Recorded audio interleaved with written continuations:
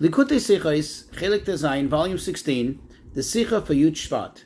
This Sicha carries the Hoira'ah, the directive for our generation, namely that we have to seek to implement a Dirah Bitachtonim, to bring down godliness down here in the lower parts of the world.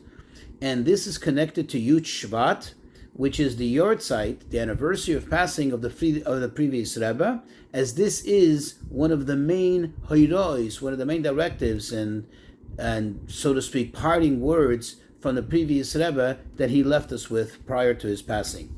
Now, in the several years leading up to the Frierdiker Rebbe's passing, the Frierdiker Rebbe unfortunately could not communicate well, and therefore it was very hard for him, almost impossible, to deliver the Maimorim, the Hasidic discourses, which typically a Chabad Rebbe would deliver.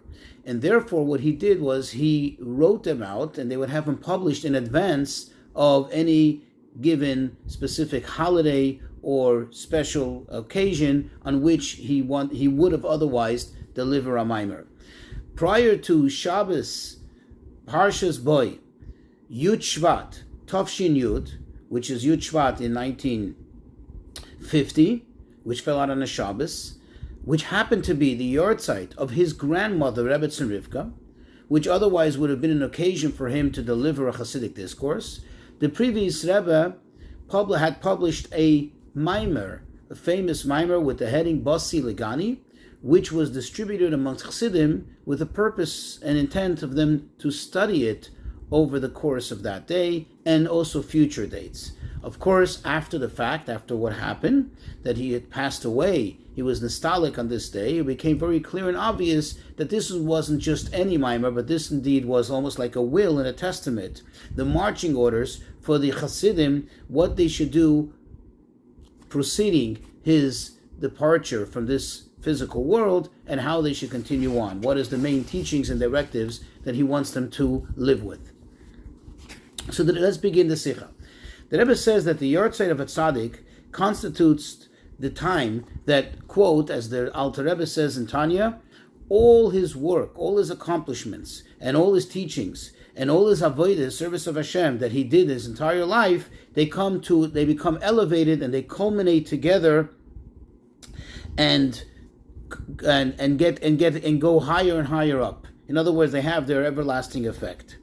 Now, this presents an optimal opportunity for us to delve into, to think into, to analyze all his quote, all his deeds, all his accomplishments, all his teachings, and all his avodah that he did throughout his life in order to deduce from it, to derive from it a lesson for our day-to-day life with which we could follow, quote, in his footsteps. Now, since every Jew in general has many, many aspects of accomplishments throughout their entire life, especially at tzaddik, so sometimes it can actually compose a challenge as to being able to decipher exactly what it is that we need to focus on when it comes to his yahrzeit. In other words, what should we exactly zoom in on, if I may, in order to have a takeaway from the yahrzeit to say, this is it that we need to do, this is it that we need to improve on, this is what he wants us to accomplish. However, when it comes to the previous Rebbe, says the Rebbe, we don't have this challenge as much because he left us a mimer. He left us this discourse specifically for this day of his yahrzeit, in which he spells out and he outlines very clearly what it is that he wants from us, what it is that he seeks for us to, so to speak, go forward with. And therefore, we need to look into this mimer. So by looking into this mimer, we'll certainly come to a very, very good and obvious conclusion. So the Rebbe says at the very end of the mimer, the Rebbe speaks very strongly, that is, the previous Rebbe speaks very strongly about the idea, the concept of zrizos, of swiftness, agility, if I may, in the avodah.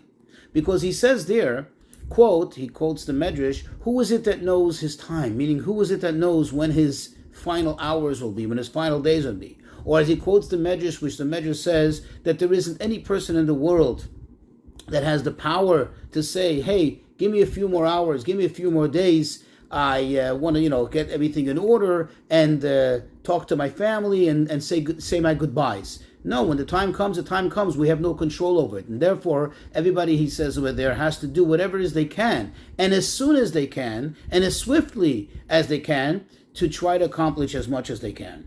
So, Zirizus is the optimal thing. Zirizus is paramount, says the Rebbe, and not just in a specific detail of avodah, but in the general avodah that we need to have. What is the general avodah we need to have? So for this, we look into the beginning of the Maimer, where clearly the Frierdiker Rebbe, the previous Rebbe, states very, very emphatically that the whole purpose of everything is, he quotes the Medrash, that the Medrash says, Nis'ava HaKadosh Baruch Hu liyus lo yizbarech Dirah Bitachtonim, that Hashem, HaKadosh Baruch Hu, Hashem himself had a taiva, he had a desire that they should, quote, be for him a Dirah. Dirah means a dwelling place, Bitachtonim, in the lower worlds. Now it's true that any time one does any act of Torah and mitzvahs, any whatsoever observance of Torah, of mitzvahs or study of Torah, that is indeed another step, another point of accomplishing this. However, it's understood that this as a general directive or as a specific directive means that this is very unique and specific, that a person needs to focus. The main focus of a Jew in our days, that's what the Rebbe is writing to us, has to be in this specific thing. That means it has to be totally and absolutely with the objective of accomplishing this. This meaning Nis'ava HaKadosh Baruch Hu liyus lo yizbarech Dirah Bitachtonim, to fulfill this desire, so to speak, of Hashem, that Hashem wanted to have for him. We'll soon see what that means. For him, a dwelling place down here in this world. And of course, this has to be parallel to what we saw, what we witnessed, or at least what we heard about, that the Frierdiker Rebbe, the previous Rebbe, did throughout his life. So the Rebbe says, in order to understand this better, we'll focus on the specifics of the language, of the expression of this saying of the Medrash. It says Hashem had a desire, and the Rebbe breaks it down. Number one, liyus lo yizbarech, that it should be for him blessed be he. Number two, a Dirah, a dwelling place. And number three, Bitachtonim, specifically in the lower worlds. What does that mean? So the Rebbe explains it. When it says, number one, for him blessed be he, that Hashem desired it should be for him, that means that this is for his essence, not for the various levels of emanations and revelations of godliness as they appear, as they are in the world. Number two, it has to be in the form of a Dirah, a dwelling place, meaning it has to be something of permanence. It has to have a permanence air, an air of permanence, that is. And number three, it has to be Bitachtonim, it has to be specifically in the lower worlds, not in the upper worlds, not in the spiritual upper worlds, but the lowest worlds down here. These three things, says the Rebbe, actually are tied in with one another, and they complement one another. You see, because if you look at the various emanations and levels of godliness, since they are not, so to speak, entities exclusively on their own, rather they are expressions, various types of expressions at various levels of godliness, therefore, the only way for them to really be able to be realized and expressed is only when they have a kli, when they have, so to speak, a receptacle through which they can conduct, through which they could emanate, through which they can properly shine. Therefore, they cannot, those godly levels cannot express themselves or contact with the tachtonim, with the lowest, which are not the lowest elements of this world, which are not a receptacle, so to speak, for those levels. And therefore, this does not apply to them. Rather to his essence, which is absolutely and totally unlimited, infinite, and has no whatsoever barriers or limitations. His essence could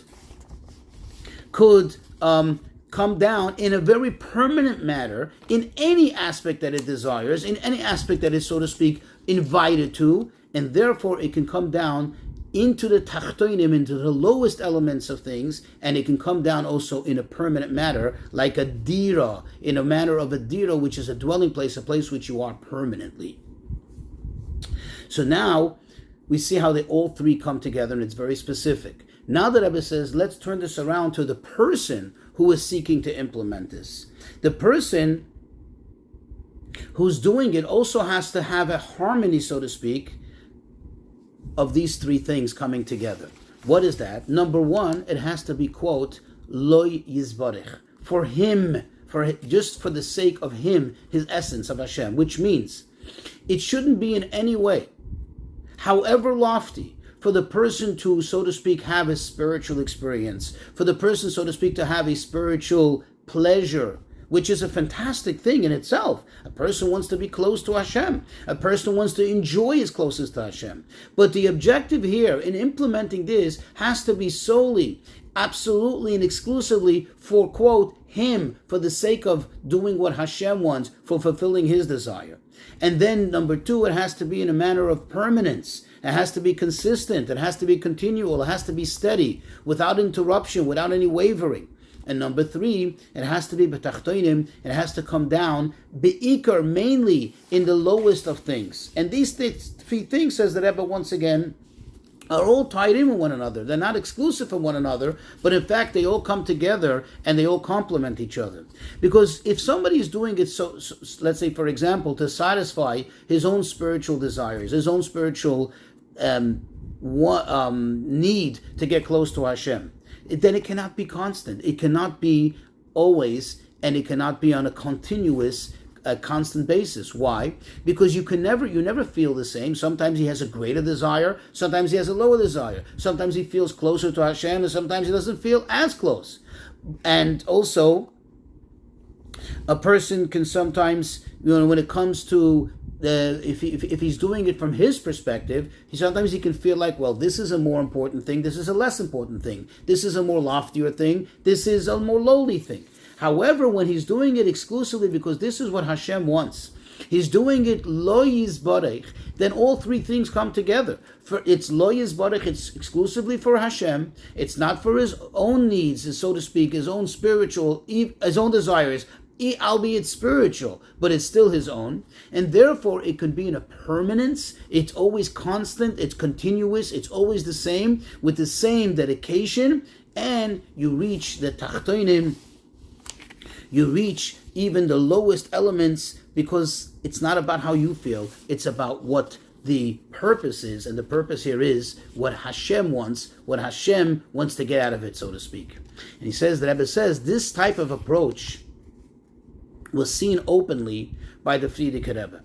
The idea, the concept of Mesiras Nefesh, of total selflessness, total self-sacrifice, that he actually jeopardized his own well-being, his own safety, his own life. And he put his life on the line, he put it in danger, and this was a constant thing, without any change, without any whatsoever alteration, throughout all the years of his leadership. Which, interestingly, there's another place where the Rebbe alludes to here. The Rebbe references another Sicha where he describes the three periods of the Frierdiker Rebbe's leadership. You have the first 10 years, the second 10 years, and then the latter 10 years, which he was here in the United States of America. But even though each one, so to speak, called for a different type of Mesiras Nefesh, or in certain specifics, a different type of approach, or a different type of avodah, but in general, the Rebbe says, when you look at them, there was always the same selflessness, the same self-sacrifice, which went beyond any logic. There was no difference. There was no change in anything, and it was obvious and clear that the only objective of the Frierdiker Rebbe was to do, for, quote, for his sake, for the sake of Hashem. And there was absolutely no change. It was constant, it was continuous, it was non-stop Mesiras Nefesh. Now, although his Mesiras Nefesh was generally in spreading Torah and making sure that everybody does mitzvahs and teaching chassidus, but we saw that the main focus was in the following three things. Number one, to set up, to arrange classes and instruction in order to train people, means those who are capable of it, to become rabbanim, to become leaders of their communities, to be able to paskin halachas, just to know halacha l'maisa, that in all cities there should be a rav, there should be a leader who can actually direct the people how to keep Torah and mitzvahs. That was number one. Number two, His focus was on getting people to do actual mitzvahs, just to go out there and make sure that mitzvahs that a Yid has to do are available and every Yid is able to accomplish it. Talking about, for example, setting up mikvahs, making sure that there is moyalim to do bris milas and so on. Just that mitzvahs maisias should be accomplished all over. And number 3, one of his main focuses was that to see to it that even little children learn Torah. We know that he sent out, and many were arrested because of it, and many had much trouble because of it. He sent out so many shluchim to set up chadarim, a cheder in which you learn aleph beis with little children. This was his primary focus. These 3 things, he actually says the Rebbe, if you look at it, they're actually the, quote, tachtonim. This is, so to speak, the lowest element in the area of Torah and mitzvahs. And the explanation is as follows. You see, when you study Torah, there's so many different levels, beginning with the loftiest level, as it's described in the Talmud, that there is actually a Talmudic seminary, so to speak, up there in the heaven, Mesifta Derekia, and all the way down to the manner in which Torah is learned in many yeshivas and many koilim, that you learn in-depth study, analytical study, pilpulim, shakla v'tarya. These are all fantastic things. But this actually, says the Rebbe, is in a way, so to speak, a plague, because if you really think about it, not a plague, it's like a pleasure that really one has. This is really the element of Torah which brings pleasure. It's the stimulation of the study of Torah in depth, and then analyticals of the Talmud, and so on and so forth, which true, it's fantastic, but then that is not the lowest point. The lowest point of studying Torah is the point where you actually derive the basic bottom line halacha that one needs to do, which sometimes might not be as exciting, but that is the focus, so to speak, that you see the lowest, we said the tachtonim, the lowest element, so to speak, in the study of Torah. Now likewise, when it comes to mitzvahs, also, again, as we're trying to illustrate here, how the previous Rebbe, his main focus was on the tachtonim. We already spoke about how it was lo yizbarech, that it was exclusively for Hashem's sake, and that's why it was always Mesidus Nefesh. Mesidus Nefesh is something which is beyond logic, so it's beyond any whatsoever level, beyond any whatsoever comprehension. So therefore, it's for the essence of Hashem. And then we spoke about how it was continuous and constant, always the same level, the same type of Mesidus Nefesh. And now we're focused on explaining how the Tachtonim plays out, the quote, the lower element. We explain how it is in Torah. Now the Rebbe says how it is in mitzvahs. You see, in mitzvahs, again, you have different levels of observance of mitzvahs. Till, of course, the highest level is when one has the proper kavanah, one has the understanding, both from the halachic perspective and from the kabbalistic perspective, and so on and so forth. And then there is Pashat, simply speaking, the implementation, the actual observance of the mitzvah, even by a simple Jew, even by a little child who doesn't have the ability, doesn't have any whatsoever qualifications to be able to appreciate anything more than just doing the actual mitzvah. Sometimes you even have to walk them through. You have to almost like hold their hand and do the mitzvah with them, which is obviously the tachtonim aspect of the doing of the mitzvahs. And especially when you think about it, learning with little children who have no whatsoever ability to understand any depth of anything. You literally learn with them by rote. You teach them aleph beis. Even when you teach them already a little chumash, some verses in the Torah, again, it's just literally repetition. It's really just going over things and saying it over and over again, something which certainly for a great scholar brings out absolutely no pleasure, no excitement. This is tachtonim. Or when you learn with a simple Jew, when you teach him how to do a mitzvah, and he doesn't have the ability to appreciate the mitzvah. Once again, this is the tachtonim in the mitzvah. Now, when a person is doing it, so to speak, for his own gain, albeit spiritual, then of course he seeks out to study, to engage with people who are capable of understanding, of getting a nice, deep, in-depth shiur, of learning on a higher level, or doing a mitzvah with an appreciation, what the mitzvah does, and the kavanah of the mitzvah. But when When you're doing it lo yizbarech, like the Frierdiker Rebbe did, and like he taught us to do, then you deal even with little children or with people who are very limited, or like little children when it comes to knowledge and understanding of Torah. Says the Rebbe, the clear and direct lesson from this for nowadays is, number one, there has to be a focus on learning halacha l'maisa. To learn Torah, not just to learn, like they learn in yeshivas with all the pilpulim and so on, but the focus should be on learning and knowing halacha. That there should be people, those who are capable of it, there should be people who actually get trained in being able to paskin halacha. Because the truth is that the Rebbe says nowadays we see such a great increase in the study of Torah, but unfortunately there are so many who study a lot of Torah, but when it comes to practical halachas, they don't know the halacha. And worse over, that sometimes what could happen is people who do have a basic understanding in how to learn, but they were never trained in how to paskin halacha, or they don't have the right people to ask what is the correct halacha, they will open a sefer on their own, and they'll open a book and look inside a Kitzur Shulchan Aruch, and based on their understanding, which may be very incorrect, they will come to a conclusion and sometimes do opposite the halacha. And therefore the Rebbe encourages that those who are capable should certainly seek out to become moirei hara, which means to become actual rabbanim who are capable, who are able to paskin shilos, to paskin halacha. Number two, another directive is in the area of chinuch, of education. And the Rebbe says it's true that because of the laws in many countries, especially the countries we live in, yes, there is a requirement to teach the children secular studies. And the Rebbe says this is a dover mavil. This is a scary, unbelievable thing. That not one day should pass that a Yiddish child, regardless of age, whether 5 years old or 13 years old, must study secular studies. And the Rebbe says for this we need to have Mesiras Nefesh, that there should be institutions al Tadas HaKodesh. Tadas HaKodesh means on the most purest and holiest manner, that there should not be any deviation whatsoever from the style of chinuch that was for so many generations amongst Yidden, and especially considering in our countries that there isn't a sakana, there isn't an inherent danger involved. No one is going to put us into jail or send us to a gulag somewhere.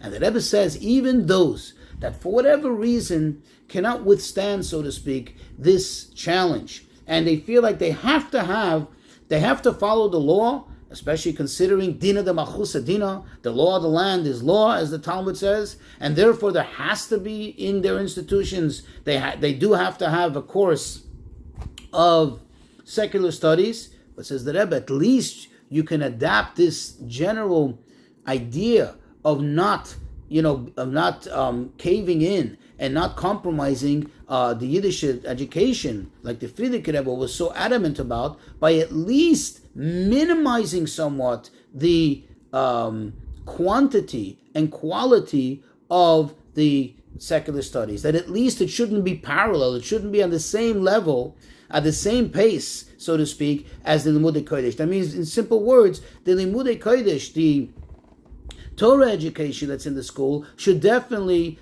outweigh, both in quantity and in quality, both in time and in quality, the secular studies that are studied in the school. And this, of course, in addition to the obvious fact, says the Rebbe, that the day should not begin with secular studies. That a Yiddish child, her day, should begin with Torah study. That should be the first thing. The first thing that a child comes to school, they should do Torah study. And then, of course, to see to it, to go out there and have, as many Yidden as possible, even Jews that don't really know so much about Yiddishkeit, that don't know so much and don't have an appreciation and understanding of Yiddishkeit, that they too should also do as many mitzvahs as possible. And the Rebbe concludes and says this is definitely possible to implement with ease, especially considering that when the Frierdiker Rebbe did it, there was no visible forecast, there was no visible so to speak, no visible possibility of success in sight. When in his days everything seemed to be so doomed when it comes to Torah and mitzvahs, and yet he fought and he continued trailblazing, and by the end we see the results. The Rebbe says if you go today and you find any descendant of those people who lived back then in the Soviet Union, they went through the most difficult of times. And today they're keeping Torah and mitzvahs, and you ask them, how is this possible? Always you'll get the same response, that they are the children of those who studied by the shluchim of the previous Rebbe when it was in a time when it was almost not only practically, but absolutely impossible to see and to expect any results, and yet the results are there. So how much more so in our days where there is no danger, and the results certainly, when one puts in even a minimal effort, the results are sure to come. One should definitely give themselves over to all these things.